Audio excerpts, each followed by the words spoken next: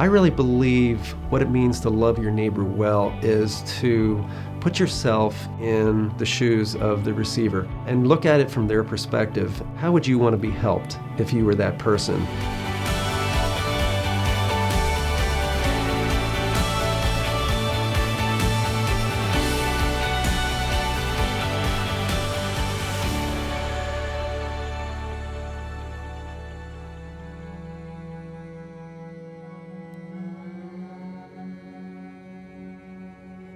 With its fertile soil and abundant farms, Ukraine used to be known as the breadbasket of the USSR.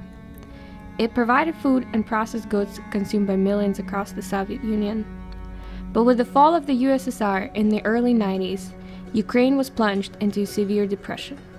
Because of their total dependency on the Soviet economy, the Ukrainian people quickly faced dramatic food shortages, massive unemployment, and hyperinflation. With the formal economy in collapse, many families looked to the informal marketplace to survive. Back then, everything looked very dismal. The predominant mood was pessimism and depression. It was not surprising to see, for instance, a former teacher reselling socks. So economically and especially in terms of employment, it was hard. In the early 90s, Calvary Monument Church in central Pennsylvania began to hear about communities and churches struggling in Ukraine. As a body of believers, they were deeply moved by the suffering and hopelessness they saw on the news. One member of Calvary Monument, Jeff Rudd, felt God calling him to respond. A dairy farmer turned successful entrepreneur and home builder, Jeff knew he had been extraordinarily blessed. Groups from Calvary Monument began traveling regularly to Zaporozhye, a rural community in Ukraine, to help meet needs through a local church.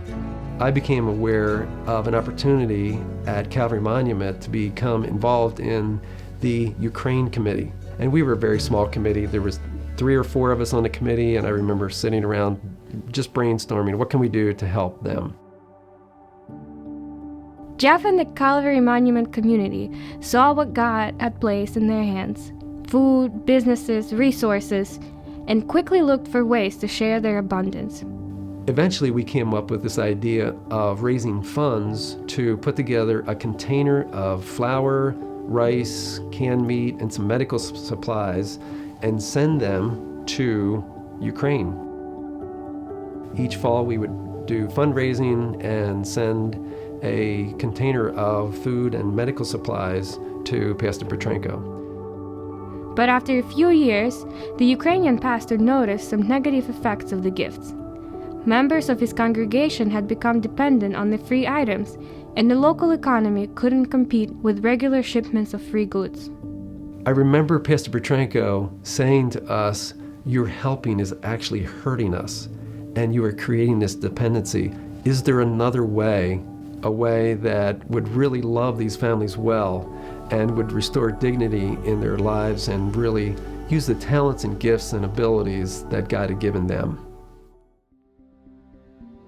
Calvary Monument learned firsthand that doing for others what they could do for themselves can actually ignore their God-given skills and abilities. But they didn't give up. The Calvary Monument team noticed field after field of sunflowers on their trips to Ukraine, and they figured there must be a market for those who could process the seeds. So Calvary Monument provided a sunflower seed processing machine to Ukraine, thinking that members of the congregation could start a sustainable business. We actually had a business plan set up and went back a year later to see how it was going. And the sunflower seed processor was still sitting at the same spot where it was when we delivered it 1 year earlier. And when we dug into it, we realized there were a lot of problems with our plan. The first problem was that it was our idea. Jeff and Calvary Monument realized they had stopped importing their stuff only to import their ideas. They were still doing for others instead of walking with them. Jeff did more research this time, seeking alternatives that would draw on the ingenuity and dreams of those in Zaporozhye. And it was around that time that I read about and heard about microfinance, working in other parts of the world in similar situations where there was deep poverty, where there were families that were suffering. And I looked at that and said, wow, this could work in Ukraine.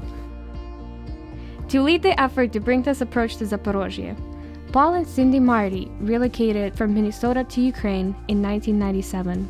Paul became Hope Ukraine's first managing director. Even though microfinance hadn't been tested in Ukraine, Paul and the team gave out 12 loans, not entirely sure if their first borrowers would repay. But they did, and Hope Ukraine was born.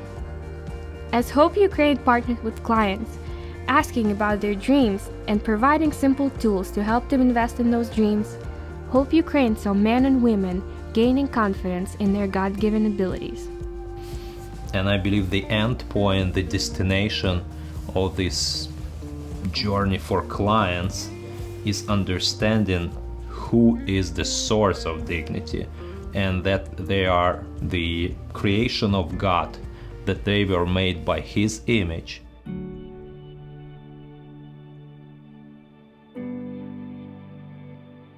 Early in Hope Ukraine's history, a local Ukrainian radio station highlighted the work of Hope Ukraine. Paul Marty called me and he said, Jeff, you're not going to believe what just happened. I got good news and bad news. And I said, well, what could possibly be the bad news? And he said, well, the good news is the interviews went well. We have people lined up now wanting these loans. And I said, well, what's the bad news? He said, you need to send more cash. Because this kind of lending was relatively unheard of in Ukraine, demand for Hope Ukraine services increased exponentially and caused the organization to look for ways to serve entrepreneurs throughout Ukraine. Andrei Barkov was hired soon after to help manage this growth. He joined Hope Ukraine as a loan officer and set about starting a branch office near the main market in Zaporozhye.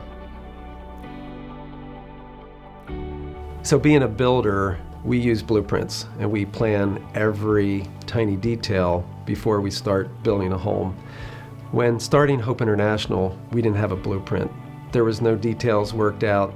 God has blessed it and has grown it way beyond what we ever imagined. It's a true privilege and a blessing to see what God has done with a small idea and all the folks that He's brought around Hope International and blessed so many families. Since those first 12 loans, the Hope International Network has grown to serve hundreds of thousands of families around the world. And 20 years later, Hope International still exists to come alongside families in poverty. We focus on what men and women already have in their hands: dreams, relationships, talents, and partner with them through discipleship, training, a safe place to save, and small loans. As Hope International disciples clients, they learn how much God loves them and wants to be in relationship with them. They become more aware of the skills God has already given them to invest in their dreams for their families. And as Hope walks with clients, we learn from those we serve as we together seek to honor Christ and love others well.